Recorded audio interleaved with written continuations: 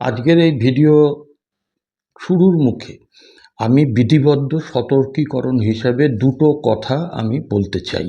এক, সেটা হচ্ছে যে ভিডিওটার শুধু ক্যাপশন দেখে, থাম্বনেল দেখে কোনো ভক্ত আমাকে গালিগালাজ করতে শুরু করবেন না।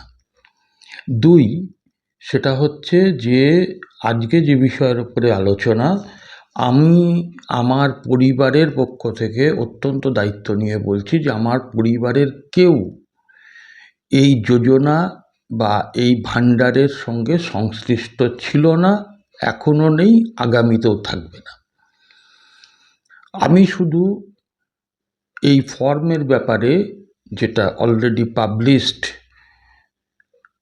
অনলাইনে এবং অফলাইনেও সেটা দেওয়া শুরু হয়েছে, তো সেই ব্যাপারে আমার কাছে যারা ফোন করেছে বা আমার বাড়িতে যিনি পরিচারিকা আছেন, রান্নার মাসি আছেন, এই দুজনেই আমার কাছে জিজ্ঞাসা করেছেন, বা ধরুন সাধারণ মানুষের সঙ্গে কথাবার্তা বলে আমি যেটা বুঝেছি, আমি সেইটা এখানে এই ভিডিওর মধ্যে দিয়ে পশ্চিমবঙ্গের মাননীয় মুখ্যমন্ত্রী শুভেন্দু অধিকারী এবং সংশ্লিষ্ট দপ্তরের মন্ত্রী মাননীয়া অগ্নিমিত্রা পালের কাছে একটা অনুরোধ রাখতে এসেছি।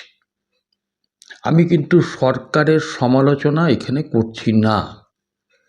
কিছু ভুল ত্রুটি থাকলে সেটা ধরিয়ে দেওয়া আমরা যারা সংবাদ মাধ্যমের সঙ্গে যুক্ত, এটা আমাদের নৈতিক দায়িত্বের মধ্যে পড়ে। আপনারা দেখছেন আমার ছোট্ট YouTube channel voice of Anirban, সঙ্গে আমি আপনাদের আপনজন অনির্বাণ চৌধুরী। ভিডিওটা একটু শুনুন, শুনে আপনাদের মতামত আপনারা কমেন্ট বক্সে লিখবেন। ভিডিওটা ভালো লাগলে একটু লাইক করে শেয়ার করে দেবেন, যাতে আরও মানুষ এই ভিডিওটা দেখতে পারেন, এবং আমার এই ছোট্ট ইউটিউব চ্যানেলকে একটু সাবস্ক্রাইব করে পাশের বেল আইকনটাকে প্রেস করে দেবেন, যাতে আমি এই ধরনের ভিডিও আগামীতে আরও করতে পারি।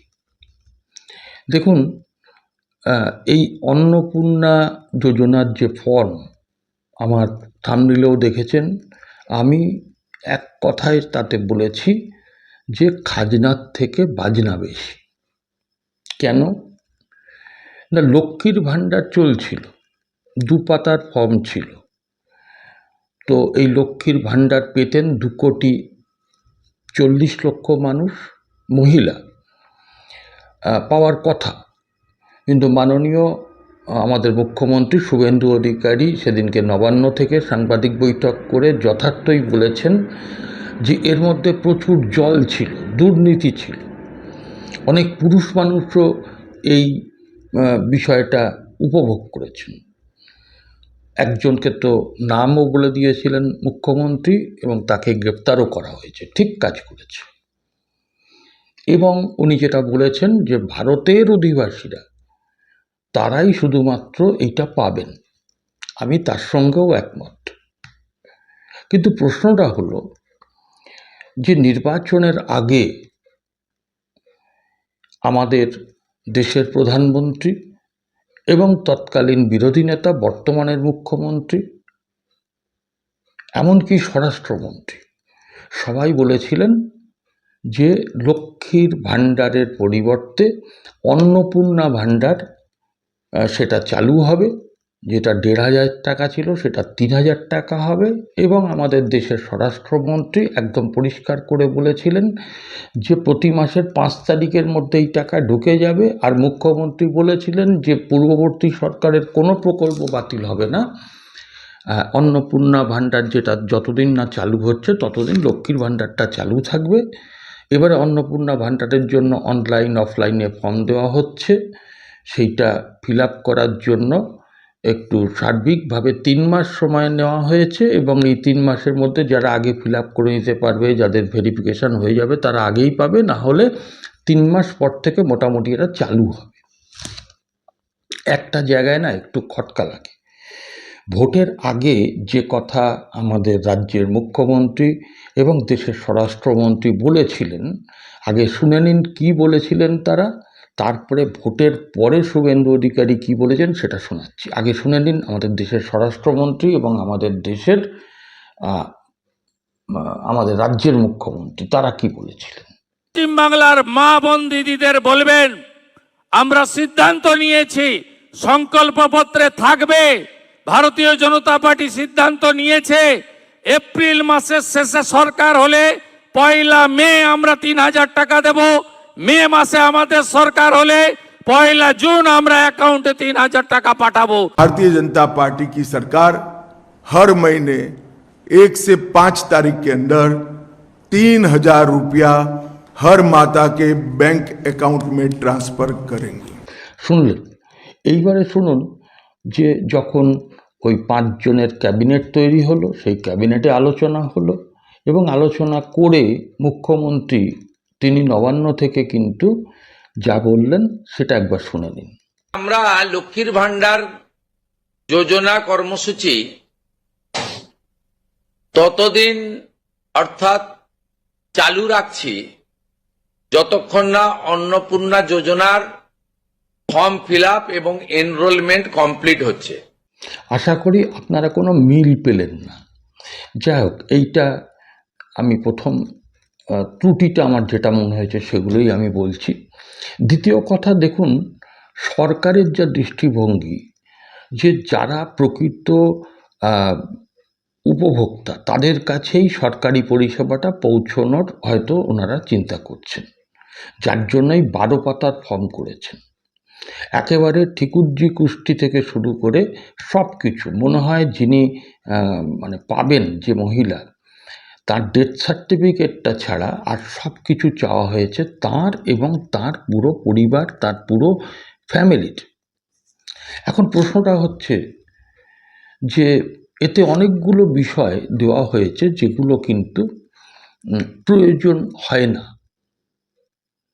আপনারা গেজেট নোটিফিকেশন করে কি বলেছিলেন, বা সাধারণভাবে আমি গেজেট নোটিফিকেশনের কথা ছেড়ে দিলাম, যে 1 নম্বর হচ্ছে তিনি যাতে ভারতীয় হন, 2 সেটা হচ্ছে তিনি যাতে প্রকৃত গ্রাহক হন, মানে প্রকৃত পাওয়ার উপযোগী হন, এবং 3 হচ্ছে বয়স হতে হবে 25 থেকে 60 বছর, আর কোনো সরকারি বা সরকার পোষিত কোনো জায়গায় তিনি চাকরি করতে পারবেন না, আর পেনশনও নিতে পারবেন না, এবং ট্যাক্স পেয়ার হলে হবে না। একদম ঠিক, আমি 100% একমত।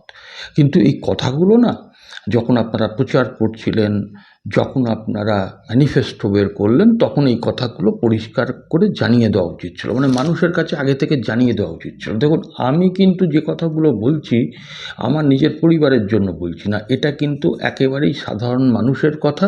আমার মনে হয় যারা বিজেপি করেন, যারা গ্রাউন্ড লেভেলে বিজেপি করেন, তাদের কাছেও এই প্রশ্নগুলো আসছে। কি প্রশ্ন? প্রথম কথা হচ্ছে যে আমাদের এই মহিলারা এই প্রকল্প নেওয়ার অধিকারী, কিন্তু শুধু শহুরে মহিলাদের কথা তো ভাবলে হবে না। প্রত্যন্ত গ্রামের একেবারে প্রচুর মহিলা রয়েছেন যাদের অন্তত ওই 1,500 টাকা আগে যেটা ছিল এবার 3,000 টাকা পেলে সেটাই তাদের কাছে অনেক। তো সেই জায়গায় দাঁড়িয়ে যেসব নথিগুলো চাওয়া হয়েছে এই 12 পাতার আবেদনে, যেমন ধরুন বলছে পরিবারের সবার ব্যাংক অ্যাকাউন্ট, কেন? আবার বলছেন পরিবারের সকলের যে আয় সেই টোটাল পারিবারিক আয়ের একটা ওখানে দিতে হবে। আর হচ্ছে যে আপনার আইডেন্টিটি অর্থাৎ প্যান কার্ড, আধার কার্ড পরিবারের সবাই দিতে হবে। আজকে পরিবার 51বর্তী হয়ে গেছে, হয়তো একই বাড়িতে পৈতৃক বাড়িতে বসবাস করছে, কিন্তু এখনও ডিমার্কেশন হয়নি বা পারিবারিক অশান্তির জন্য এটা একদম বাস্তব। বা অনেকে সিঙ্গেল মাদার আছেন, সিঙ্গেল ফাদার আছেন, বা ডিভোর্সের মামলা চলছে এখন অগুন্তি, কোর্টগুলোতে যাবেন ডিভোর্সের মামলায় ভর্তি। তো তাদের পক্ষে এগুলো জোগাড় করা কিন্তু খুব কঠিন।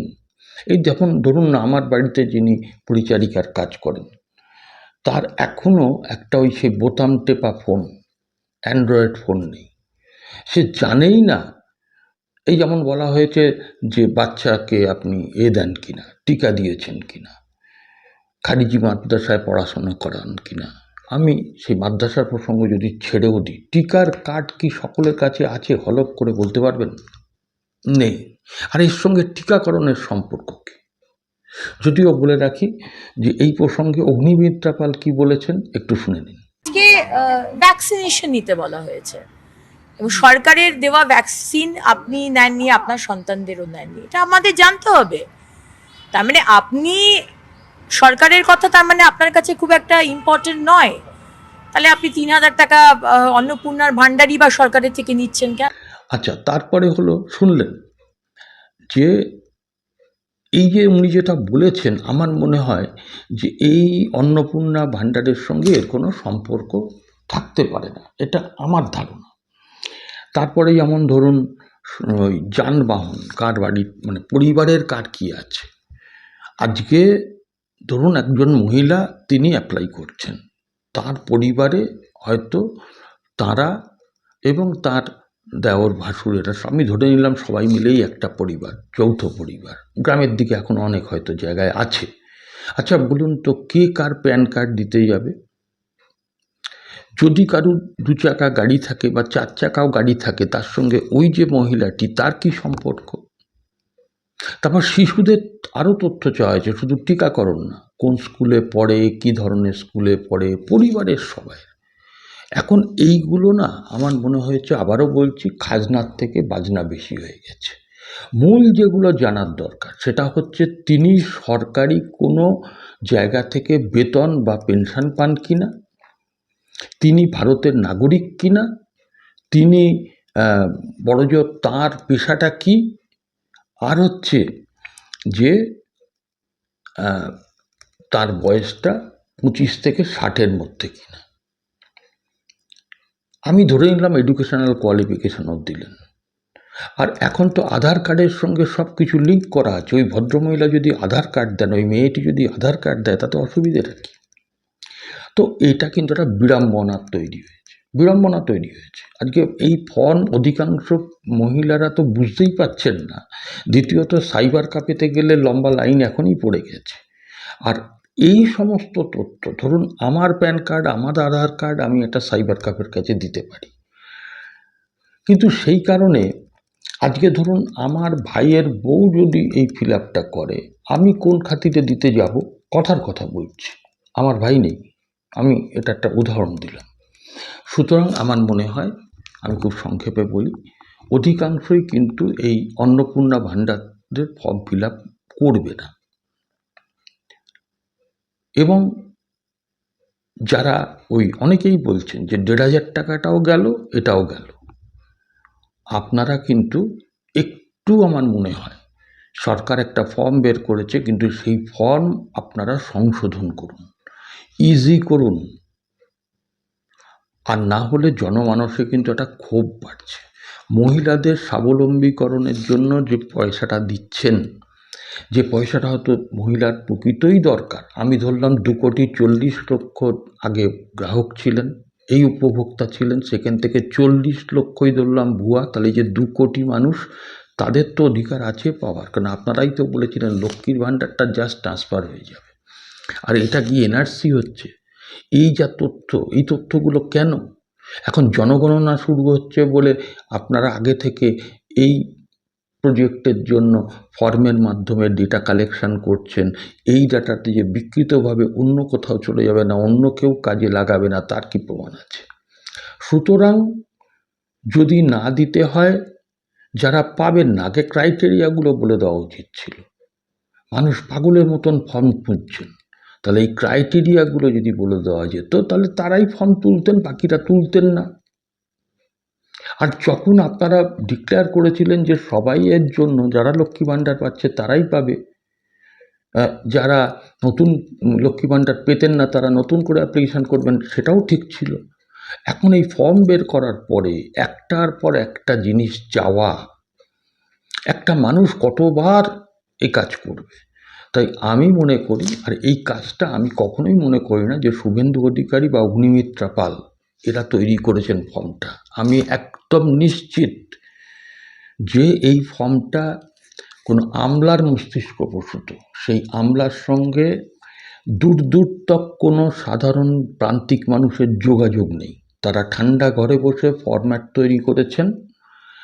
এখন এই আমলা নির্ভরতাটা যদি একটু আপনারা কমান তাহলে আমার মনে হয় ভালো হয়। ফর্মটাকে সহজ করুন, অতিরিক্ত ডকুমেন্টস না নিলেই আমার মনে হয় সেটা ভালো হবে।